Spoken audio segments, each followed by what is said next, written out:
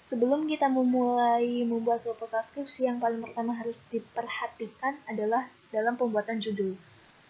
Dalam pembuatan judul, sebaiknya kita melampirkan judul itu berdasarkan penelitian yang kita lakukan dan metode apa yang kita gunakan. Jadi saat seseorang membuka proposal skripsi kita, mereka udah tahu gitu loh poin dari proposal skripsi kita ini apa sih. Nah, yang kedua itu adalah lambang universitas.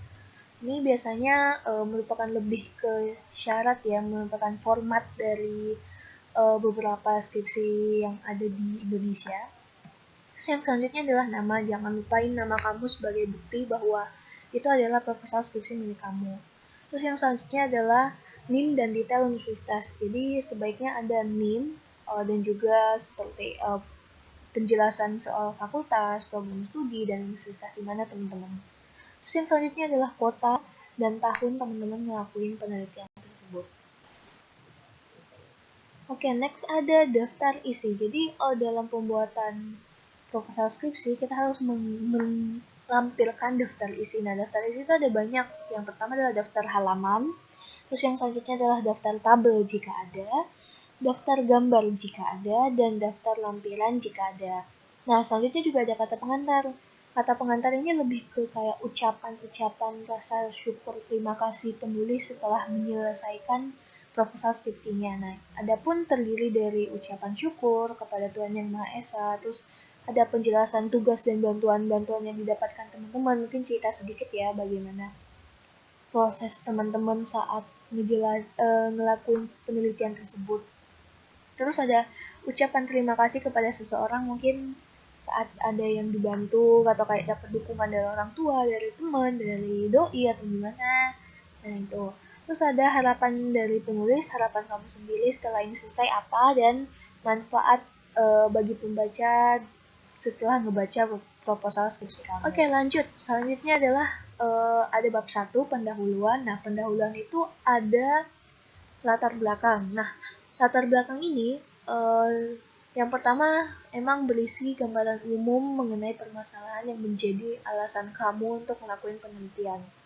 Nah, habis itu penjelasan-penjelasan ini tuh sebaiknya disertain sama fakta-fakta dan data yang mendukung. Jadi jangan sampai kamu ngejelasin masalahnya ini, tapi nggak ada buktinya gitu. Nah, terus habis itu juga kita memberikan solusi alternatif dan atau pendekatan untuk mengatasi masalah tersebut. Jadi ini nih kita saat melakukan penelitian masalahnya ada nih. Nah itu kita mau ngapain aja sih? Maksudnya faktanya ada ini. Nah solusi dari kita tuh apa sih? Nah itu yang dibuktiin dari penelitian. Apakah solusi kita ini tuh bisa berguna tuh. Nah, yang nggak boleh dilakuin dalam pembuatan latar belakang adalah tidak memaparkan hasil penelitian atau pembahasan solusi keseluruhan. Jadi, cukup pembahasan umum aja soal solusi yang kamu tawarin. Jadi, jangan bahas semuanya, nanti hasilnya kayak gini, enggak. Nah, terus selanjutnya adalah penjelasannya nggak boleh terlalu berbelit-belit atau terlalu panjang. Jadi, usahakan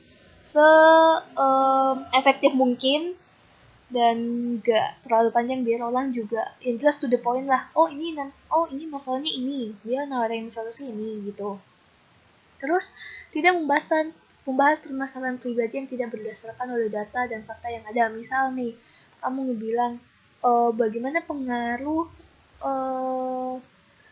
pencarian, orang kadang kesusahan pencarian. Nah, apakah itu cuma kamu yang ngerasain atau benar-benar semua orang ngerasain itu? Jadi jangan ngebuat suatu permasalahan, suatu penelitian yang menurut kamu itu jadi masalah pribadimu. Tapi itu benar-benar masalah yang ada dan real di dunia nyata gitu. Oke, next. Selanjutnya adalah tujuan dan manfaat dan rumusan masalah. Mungkin aku ke tujuan dan manfaat dulu ya. Jadi untuk tujuan dan manfaat ya berisi tujuan dari teman-teman ngelakuin penelitian itu, tujuannya apa, maunya gimana nanti, dan kalau untuk manfaat sendiri dia berisi manfaat yang kamu inginin terhadap penelitian itu. Jadi tujuan dan manfaat dari penelitian ini, tujuan dan manfaatnya apa sih gitu. Terus Tujuan dan manfaat harus bersifat menguntungkan bagi lingkungan dan masyarakat, bukan bersifat sebaliknya. Jadi jangan sampai penelitian kita ini tuh justru ngerugiin masyarakat gitu. Jadi ini benar-benar worth it buat dilakuin. Selanjutnya adalah tujuan dan manfaat harus bersifat realistis atau nyata dan benar-benar dapat direalisasikan dalam kehidupan nyata. Oke, untuk itu emang jangan sampai kita buat tujuan tuh yang mengada-ngada gitu, manfaat yang mengada-ngada. Jadi kalau sebisa mungkin, seril mungkin dan emang bakal terjadi di dunia nyata. Selanjutnya ada rumusan masalah. Jadi rumusan masalah itu lebih ke berisi pertanyaan-pertanyaan yang jadi acuan kamu untuk ngejawab permasalahan itu untuk penelitian kamu selanjutnya ini apa sih. Jadi kurang lebih tujuan dan rumusan masalah tuh berkesinambungan ya, berrelasi. Jadi saat apa yang menjadi masalah kamu itu kurang lebih juga apa yang jadi tujuan kamu. Jadi kamu misalnya mencari bagaimana untuk membuat inovasi yang baik. Nah, tujuan kamu ya otomatis uh, menemukan tujuan yang baik. Jadi emang nyambung gitu loh. Nah, terus uh, sebaiknya dalam membuat rumusan masalah kita menggunakan kata tanya apa, bagaimana, dan mengapa. Jadi lebih menggunakan kata itu tuh lebih kayak bisa mengeksplor selanjutnya. Nah, juga bahasanya harus singkat dan jelas. Terus selanjutnya adalah menggunakan kalimat tanya. Terus dapat diuji secara empiris dan memungkinkan dijawab menggunakan metode tertentu. Jadi jangan sampai pertanyaan tuh ngambang gitu loh, ngambang kayak, aduh ini kayak gimana ya, yang apa ya, yang emang kayak ngambang dan mengada-ngada kurang lebih. Nah, terus selanjutnya ada dapat membatasi ruang lingkup penelitian, dimensi, dan analisis variabel dan bersifat real. Oke, nah ini maksudnya saat teman-teman ngebuat rumusan masalah, jadi jangan sampai itu justru terlalu umum. Jadi saat teman-teman misalnya bagaimana pengaruh rokok di kalangan SD di Yogyakarta. Jadi emang itu tuh juga berkesinambungan nanti tujuan penelitiannya teman-teman di mana, dan itu nanti di rumusan masalahnya kayak udah dibatasin gitu. Nanti kayak gini di Yogyakarta misal, atau pengaruh ini terhadap golongan orang tua. Jadi kayak udah dibatasin gitu loh, targetnya siapa, lokasinya di mana, dan sebagainya gitu. Untuk selanjutnya adalah tinjauan pustaka. Nah, tinjauan pustaka ini kurang lebih berisi teori-teori yang berkaitan dengan masalah penelitian yang kamu lakuin. Jadi kayak teori-teori yang mendukung teori-teori yang udah ada. Nah, itu dijelasin. Kurang lebih itu biasa didapetin sama paper-paper orang ya. Itu bisa dicari di perpustakaan dan sebagainya. Terus ini juga berisi kerangka berpikir. Jadi kerangka berpikir itu lebih ke kayak hubungan. Jadi saat kamu ngebuat tinjauan pustaka, kamu tuh nggak mungkin berpacu sama satu teori aja. Jadi sebaiknya ada satu atau dua atau lebih lah teori yang kamu gunain. Nah, setelah kamu ngumpulin dan kamu ngebahas teori itu di tinjauan pustaka, kamu bakal ngejelasin kerangka berpikirnya. Kerangka berpikir tuh lebih kayak korelasi antara teori satu sama lain. Misalnya teori A kayak gini, teori B kayak gini, oh hubungannya kayak gini. Nah, abis ngebuat kerangka berpikir, sebaiknya kita ngebuat hipotesis atau dugaan sementara. Jadi setelah kita nyimpulin ini kita punya dugaan sementara loh, oh nanti ini bakalnya hasilnya jadi kayak gini, oh ini nanti bakal berhasil, ini bakal efektif. Nah nanti dibuktiin di hasil penelitian apakah benar-benar efektif atau enggak. Nah terus ini yang harus teman-teman perhatiin adalah teori-teori yang kita kumpulin itu sebaiknya bersifat baru, jadi semakin baru semakin baik. Kalau standarnya tuh biasanya 5 tahun terakhir, atau paling enggak ya nggak terlalu jauh banget lah. Kalau misalnya emang dalam 5 tahun terakhir nggak ada, ya udah coba dilihat lagi mundur 10 tahun terakhir. Jadi emang benar-benar yang sebaru mungkin lebih baik gitu. Terus ini tidak menggunakan pendekatan steril atau pendekatan yang hampir sama. Jadi beberapa tuh kalau misalnya kita nggunain pendekatan yang hampir sama itu kurang lebih hasilnya tuh bakal sama aja gitu loh, nggak ada yang sesuatu yang berarti, jadi bakal sia-sia gitu. Nah, selanjutnya adalah pembahasan atau teori tidak terlalu luas dan melenceng dari penelitian yang dilakukan. Jadi, teorinya jangan sampai kamu ngebahas soal, misalnya nih, kita mau bahas planet Jupiter, kita malah bahas tata surya dulu ke semuanya, mending sekalian langsung aja gitu loh soal Jupiter. Jadi, to the point dan tepat. Nah, selanjutnya ada metode penelitian. Nah, metode penelitian ini ada beberapa, misalnya kayak menetapin lokasi dan waktu penelitian.